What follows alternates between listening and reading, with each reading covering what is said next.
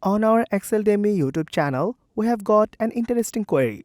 The query was, can we change the cell color based on a specific date? The answer is yes. We can easily do that by using the conditional formatting feature of Excel. Hello everyone, this is Jim from Exceldemy, and today we'll learn how to change the cell color based on a specific date.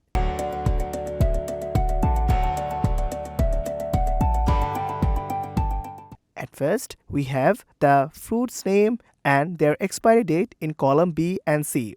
We have also set a reference date in the F4 cell, and we want to check whether the expiry dates are less than the date of F4 or not. If the expiry dates are less than F4, then it will be colored, and otherwise there will be no color change. For this tutorial, I'll be using Microsoft Excel 365. So without any further discussion, let's get started.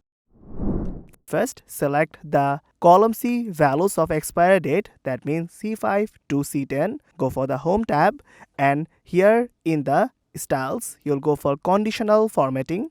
Select new rule, and here in the new formatting rule, you'll go for use a formula to determine which cells to format, and in the edit the rule description, you will insert the proper rule. Now in the formula section, we'll insert the value of C5 and we'll press F4 in the keyboard to make it permanent. This portion means only the column reference is locked, but the row reference can be changed. And now we'll go for the less than sign and we'll compare it with our reference cell of F4. And if the formula is true, then it will change the format color, which is in the fill section, and we'll set the color according to our wish.